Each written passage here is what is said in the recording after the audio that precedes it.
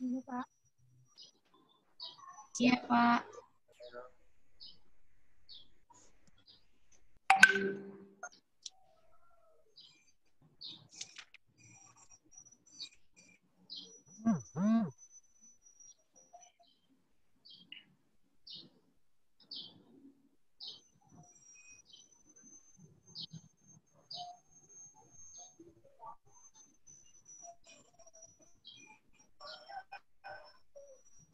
Oke. Sudah bisa kelihatan? Slide saya sudah kelihatan? Sudah, Pak.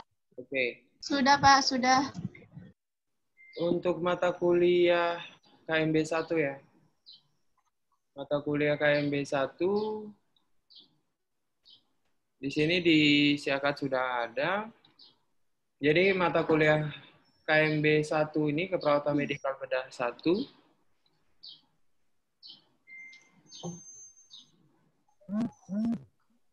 keperawatan medikal bedah 1 ini terdiri dari 3 SKS ya, 3 SKS yaitu SKS tatap mukanya itu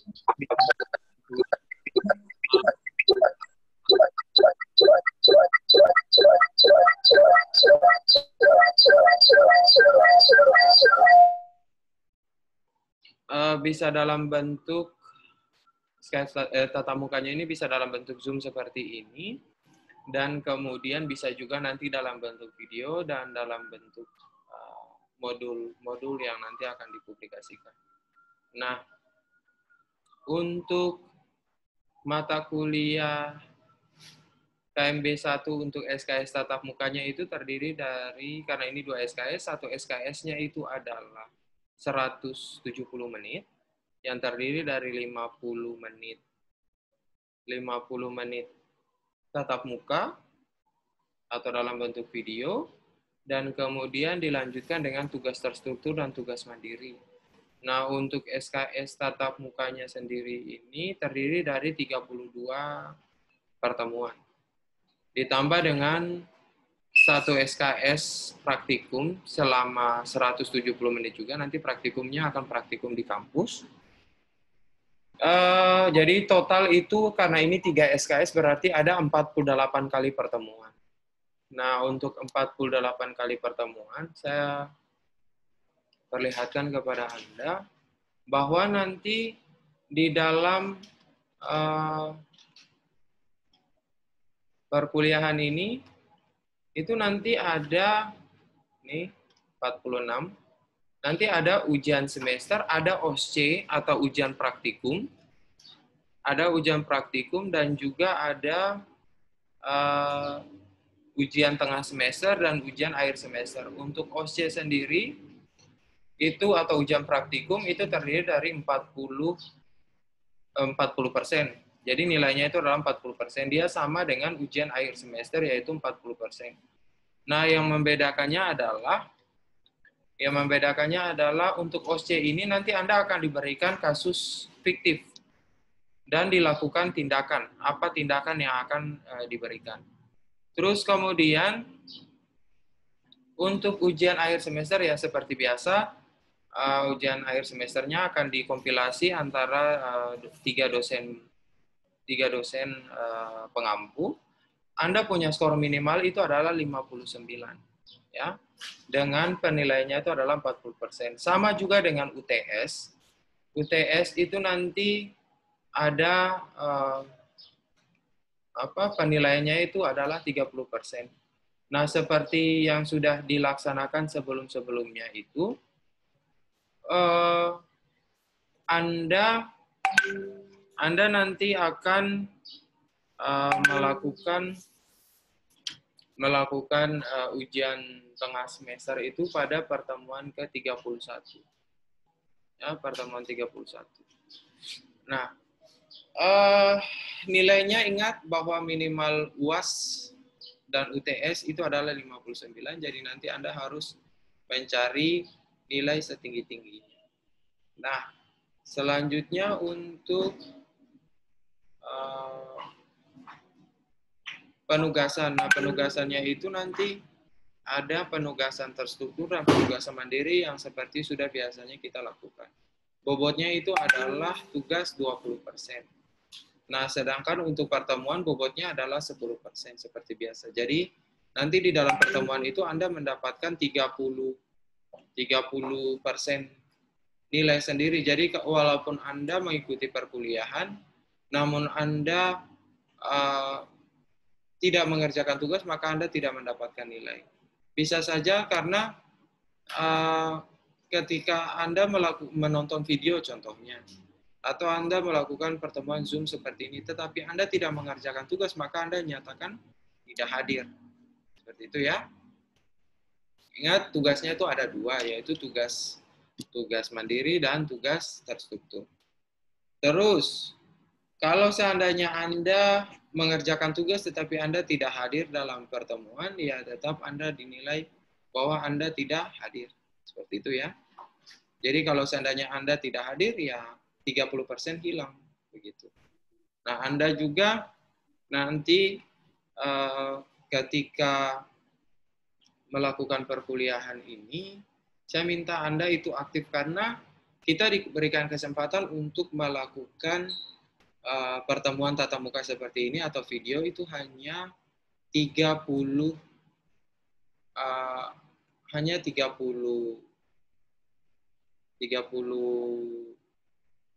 menit sampai 50 menit seperti itu ya. Jadi Anda harus aktif. Anda harus aktif dalam melakukan perkuliahan deh. Jadi ketika nanti Anda tidak aktif itu nanti susah di Anda sendiri. Saya punya nomor kontak yang sudah siap untuk Anda hubungi. Jadi entah masalah penugasan, entah masalah apapun itu tentang perkuliahan, bisa Anda komunikasikan dengan saya. Nah, seperti biasa ketika peraturannya adalah kalau kita di kelas itu batas kehadirannya itu adalah 15 menit dari perkuliahan. Dari kalau dosen sudah masuk berarti 15 menit kemudian Anda tidak bisa diizinkan masuk. Sama juga ketika Anda masuk dalam room ini. Jadi kalau seandainya kita startnya 10.30 contohnya. Sampai nanti 10.15 Anda baru mau masuk, Anda sudah tidak diizinkan lagi untuk masuk. Karena memang aturannya seperti itu. Ya. Jadi mohon untuk ketika dibilang bahwa masuk jam 10.30, ya berarti Anda harus masuk jam 10.30. Seperti itu ya. Dan nanti ketika kurang dari itu, boleh masuk, tapi kalau lebih dari itu Anda tidak diizinkan masuk. Ya. Kita selalu konsisten dengan waktu yang kita punya. Ya. Jadi ketika dibilang bahwa 10.30 mulai, ya 10.30 teorinya mulai. Berarti itu saya nggak akan nunggu-nunggu lagi. Ya, oke. Sampai di sini ada yang mau ditanyakan?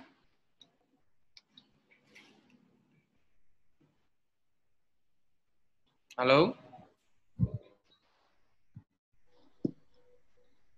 Halo?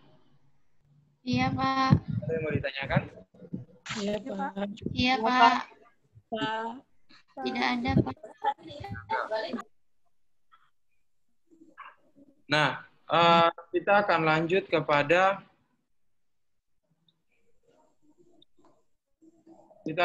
kepada materi kita. Yang pertama itu adalah tentang konsep dan perspektif keperawatan medikal bedah.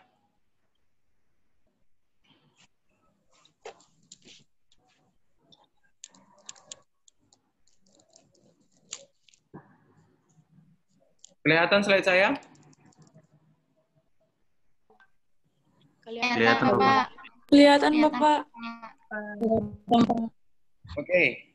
Untuk konsep dan perspektif medikal bedah. Jadi ingat bahwa keperawatan medikal bedah ini dia berbeda dengan keperawatan lainnya. Namun dia merupakan pengembangan dari keperawatan kasar kebutuhan dasar manusia yang dikembangkan. Ini siapa sih namanya? Yang pakai baju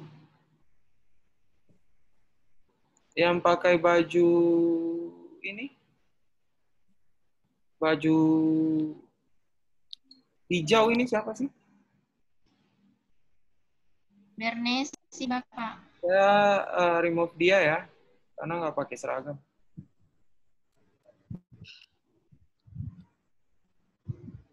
Ini Jembris Efruan dan KC Saleo ini nggak kelihatan ini wajahnya.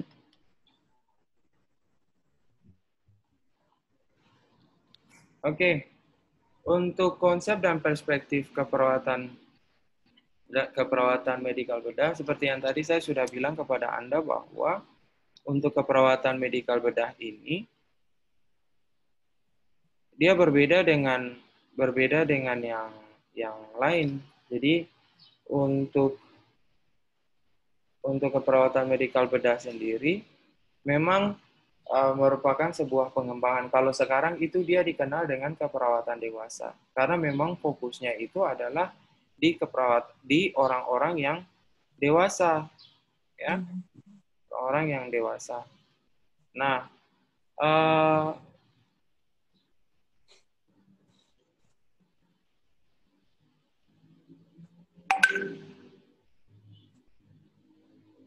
terus kemudian di dalam keperawatan medikal bedah ini banyak sekali hal yang kita bahas yang menjadi bagian dari pengembangan yang harus kita lakukan. Nah, apa yang kita lakukan di dalam keperawatan dewasa ini? Yang kita lakukan di dalam keperawatan dewasa ini adalah sudah pasti adalah bagaimana kita merencanakan proses asuhan keperawatan yang berfokus kepada orang dewasa. Ya, orang dewasa, dalam prosesnya itu ada pengkajian, kemudian ada penentuan diagnosa, ada intervensi, ada pelaksanaan implementasi dan evaluasi. Format pengkajian pun berbeda. Kemudian format intervensi, implementasi, dan evaluasinya itu kan ya, silakan Anda browsing saja bagaimana proses untuk ASKEP KMB, ya, untuk ASKEP KMB.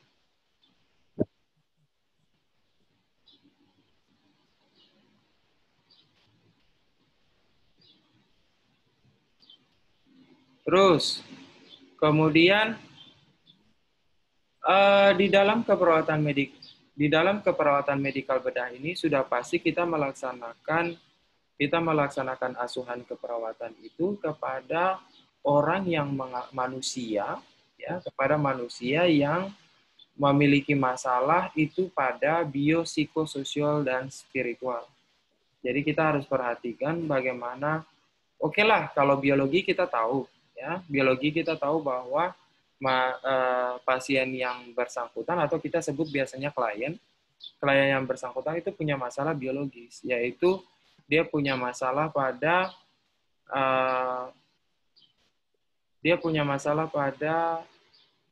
biologisnya, ya, masalah pada biologis, yaitu dia sakit.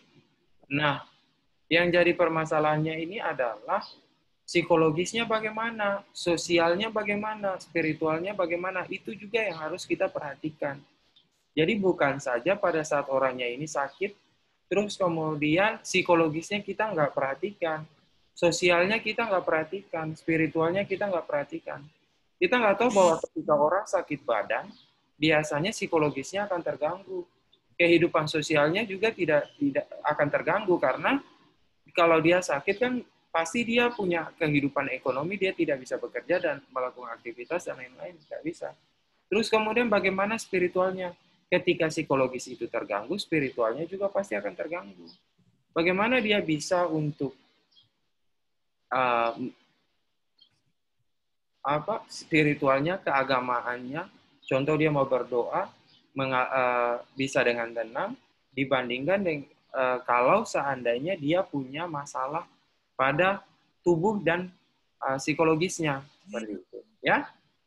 Kemudian dalam pelaksanaan keperawatan medikal bedah ini kita harus melakukannya itu dalam bentuk profesional, harus profesional dalam melaksanakan setiap proses asuhan keperawatan. Nah, dalam proses asuhan keperawatan itu kita dinamakan dengan profesional kesehatan. Profesional kesehatan itu adalah kalau diartikan kalau Anda belajar tentang profesi, berarti yang dinamakan dengan atau etika keperawatan yang dinamakan dengan seorang profesional itu adalah seseorang yang sudah mengenyam pendidikan, kemudian dia juga tergabung dalam organisasi profesi. Namun di Indonesia agak sedikit unik bahwa ketika dinyatakan bahwa dia itu adalah profesional, berarti dia sudah melaksanakan program profesi untuk yang keperawatan. Seperti itu, ya. Nah, saya juga mau tekankan kepada Anda bahwa dalam keperawatan medikal bedah ini memang betul bahwa kita fokusnya itu lebih banyak kepada dewasa. Namun Anda harus lihat di sini bahwa dalam keperawatan medikal bedah itu terbagi atas dua kata, yaitu medikal dan bedah. Kalau bicara soal medikal, berarti kita bicara soal penyakit dalam. Ya. Nah, sedangkan bicara soal bedah, ya bedah. Seperti itu. Nah, Pak, apakah mungkin medikal dan bedah itu menjadi satu? Bisa, nggak ada masalah. Karena salah satu tindakan medis untuk sebuah penyakit itu adalah pembedahan. Namun apakah ini dia bisa menyebabkan penyakit medikal atau penyakit lain? Bisa, kenapa tidak? Bisa saja, ya. Nah, itu yang harus Anda perhatikan. Nah, kemudian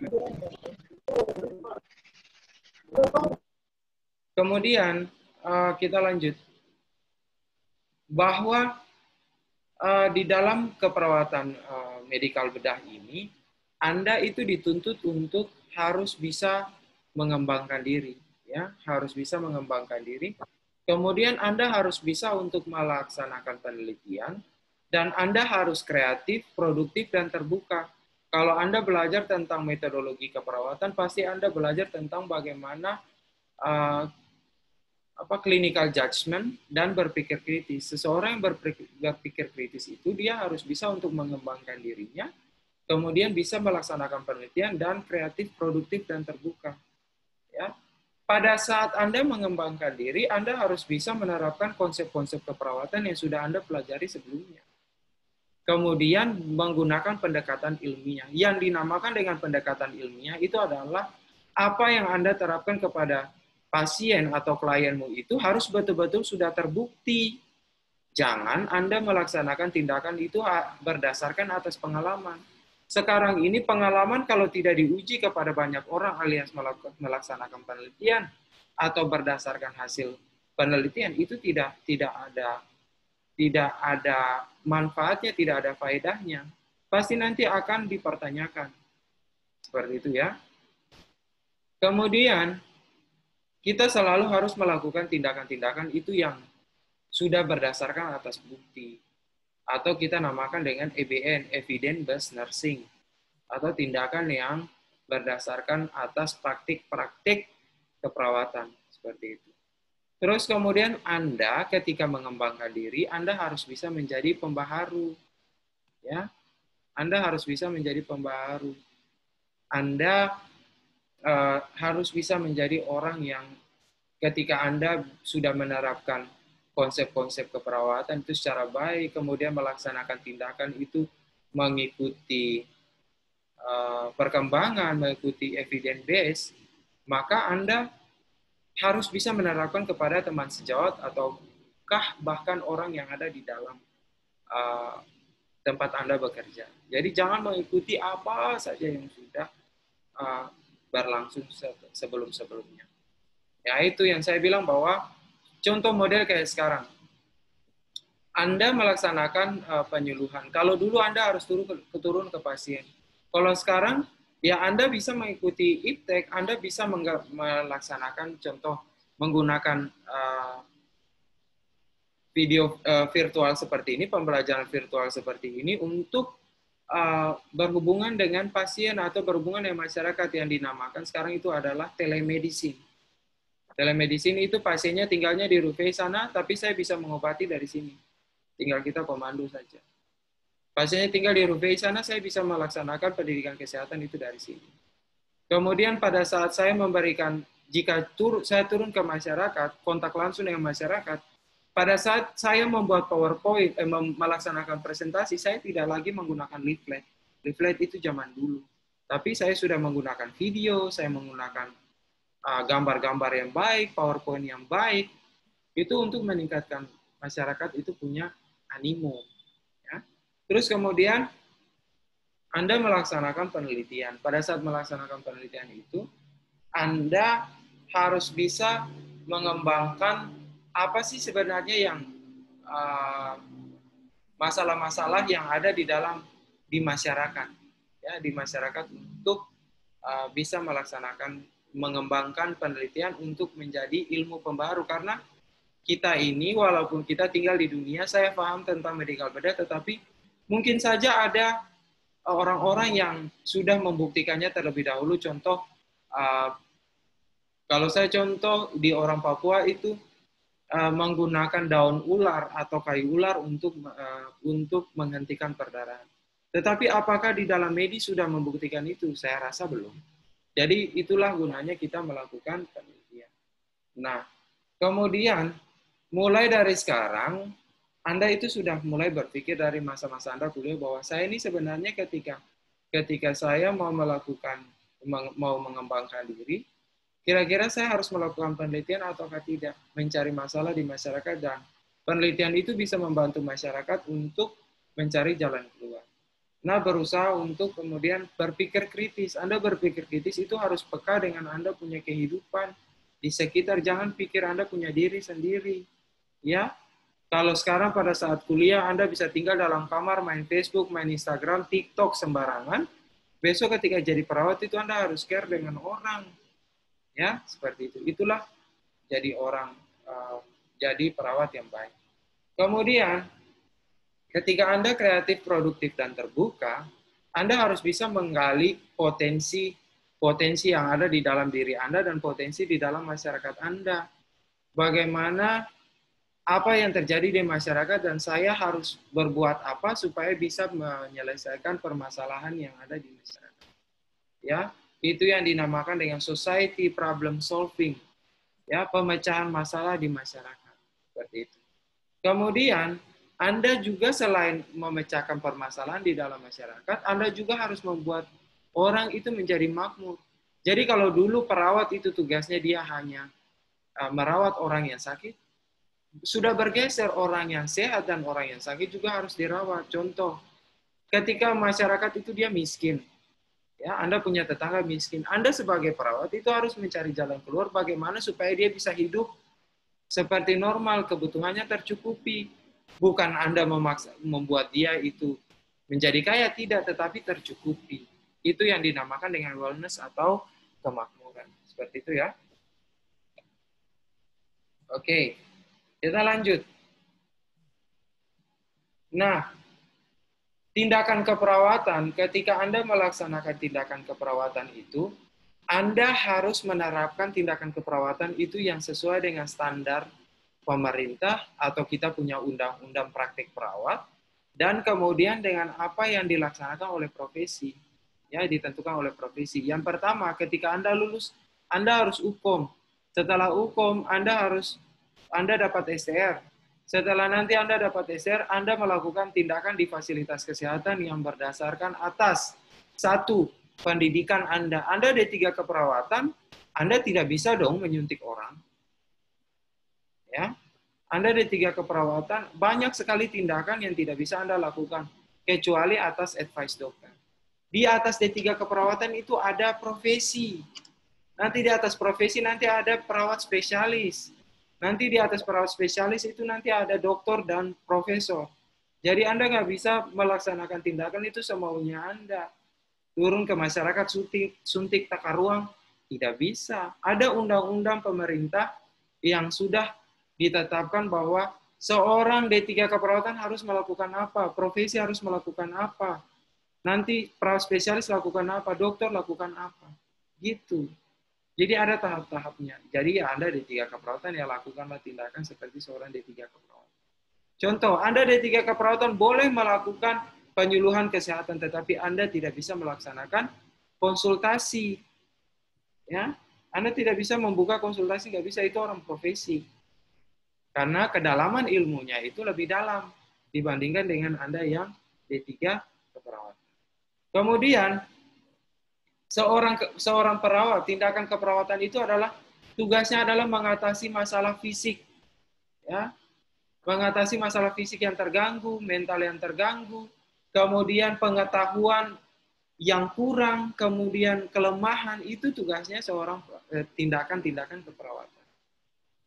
Untuk apa kita melaksanakan semua ini? Saya sudah lakukan sesuai dengan undang-undang dan profesi. Kemudian saya punya tingkat pendidikan D3, saya sudah lakukan dengan tindakan sesuai dengan undang-undang menurut yang membahas tentang D3. Kemudian saya untuk mengatasi masalah pada klien kita. Untuk apa? Tindakan kita di sini semata-mata itu adalah untuk meningkatkan kesehatan kepada masyarakat. Peningkatan kesehatan untuk manusia, peningkatan kesehatan untuk klien-klien kita. Kemudian untuk tindakan preventif atau pencegahan. Seperti yang tadi saya bilang bahwa tindakan kita itu bukan saja pada orang-orang yang sakit, tetapi orang-orang yang sehat juga, yang belum makmur. Jadi tugasnya kita itu adalah bagaimana preventif pencegahan supaya orang-orang itu tidak jatuh ke sakit, supaya dia bisa bertahan dengan kehidupannya sekarang. Kemudian untuk pemulihannya, kemudian untuk pemulihan, kemudian untuk maintenance, ya, pemulihan dan maintenance. Nah, untuk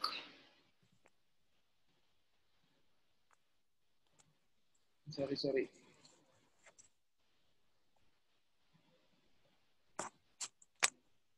Nah, di dalam keperawatan medikal bedah ini kita melaksanakan tindakan asuhan keperawatan supaya kita membuat kenyamanan kepada pasien atau comfort.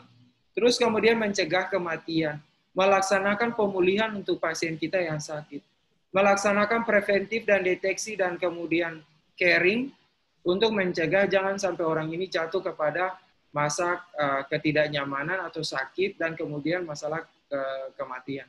Kemudian kita harus maintenance kesehatannya. Itu yang kita punya tugas. Kemudian tindakan praktisnya itu untuk mengatasi masalah pada biologi, psikologi, sosial dengan cara melaksanakan asuhan keperawatan mulai dari pengkajian sampai dievaluasi untuk mengatasi penyakit dan mengatasi trauma atau kecacatan. Ya, itu tugasnya kita sebagai seorang perawat. Nah, apa yang harus kita lakukan? Salah satu di sini adalah kita melaksanakan penelitian. Penelitian ini tugasnya di sini adalah yang pertama untuk pengembangan pendidikan. Makanya ketika Anda melaksanakan penulisan karya tulis ilmiah itu, Anda melaksanakan, oh ya ini manfaatnya. Manfaatnya salah satunya untuk pendidikan. Kemudian penelitian untuk mengatasi, untuk mencari jalan keluar pada masyarakat yang mempunyai masalah dalam kebutuhan dasar manusia. Kemudian dilanjutkan dengan untuk mencari jalan keluar kepada masyarakat atau klien kita yang memiliki masalah gangguan pada sistem tubuh atau sakit. Kemudian penelitian ini juga berguna untuk pengembangan konsep diri, ya, pengembangan konsep diri, konsep teori, dan kemudian riset ini juga untuk manajemen. Bagaimana ketika Anda bekerja dalam fasilitas kesehatan, manajemen atau pengelolaan di dalam tempat Anda bekerja itu harus dilaksanakan. Makanya penelitian itu ketika Anda melaksanakan, Anda melihat di sisi kiri, sisi kanan, depan, belakang, atas, bawah, Anda melihat bahwa ada sesuatu yang janggal di sana atau mengganjal diri Anda, mengganjal hati Anda, kemudian Anda mencari jalan keluar, itu yang dinamakan dengan Anda melaksanakan penelitian. Kalau mau publikasi dalam bentuk karya tulis ilmiah, itu namanya sudah dokumentasi. Seperti itu ya. Nah, yang jadi permasalahan kita di saat ini yang harus Anda sebagai perawat itu perhatikan adalah, coba Anda lihat, bahwa apakah peluang penelitian di dalam masyarakat atau di dalam profesi kita itu masih ada atau tidak. Sebenarnya peluang riset itu banyak sekali, asalkan Anda peka atau tidak. Terus kemudian, lokasi tempat kerja, biaya, waktu, keahlian, kebijakan, itu menjadi permasalahan kita sebagai perawat. Kita kerja, contoh, kayak macam kita punya tempat pekerja, rumah sakit kita tinggalnya di Rufai, tapi kita punya tempat bekerja itu sampai di Teminabuan contohnya. Itu kan jauh sekali. Apakah itu sesuai dengan kita punya biaya yang kita keluarkan dan gaji yang didapatkan atau tidak?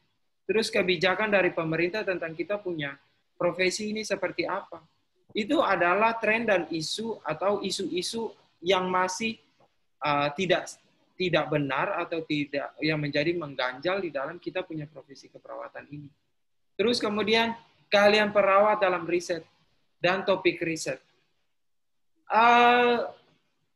Perawat saat ini sudah mulai untuk melaksanakan riset di tempat-tempat penelitian. Makanya sudah ada publikasi-publikasi jurnal dari orang yang di rumah sakit. Sudah mulai join dengan orang-orang di dalam pendidikan seperti itu.